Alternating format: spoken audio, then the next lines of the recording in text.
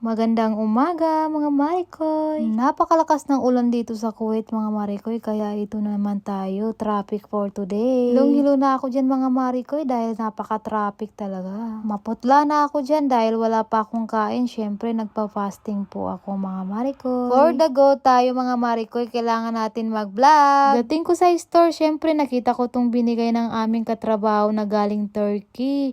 At syempre, kape-kape muna tayo habang kumakain ng sweets. Napakasarap nitong Turkish Delight mga Marikoy. Babakasyon talaga itong kasama namin sa trabaho. Syempre, nagpapabili ako dahil paborito ko ang Turkish Delight. Nung ko pala itong kasama ko kung kailangan ba niya yung tulong ko. Sabi niya hindi na daw kasi kayang-kaya na daw niya. Thank you. Ito yung Turkish Delight na legit dahil galing talaga siya ng Turkey. Ito na yung ganap sa Al Shahid Park. Napakaganda talaga ng view dito sa Al Shahid Park mga Marikoy. Kung nandito ka sa Kuwait, bisita ka na dito.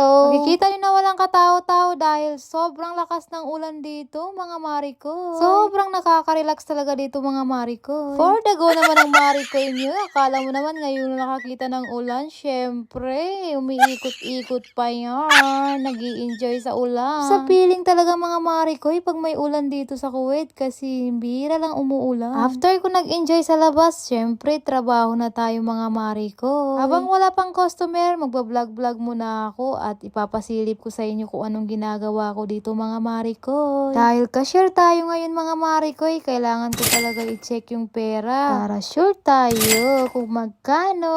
Kasi ako rin na magka-closing mamaya, kaya kailangan ko nang bilangin ngayon. Naman dito sa cashier, syempre aayusin natin to. Kunwaring nag-aayos tayo para may vlog lang tayo mga Marikoy. Kasi mamaya-maya busy na kami niyan, kaya kailangan mo talaga i-arrange sa mga cups mo, mga Marikoy. Kailangan ko rin i-check ang machine namin kung gumagana ba talaga para for the go tayo mamaya at hindi na tayo mahasel. Walang kasi kami ng kasama ko, kaya ayan, linis-linis na rin siya. Salamat sa panonood.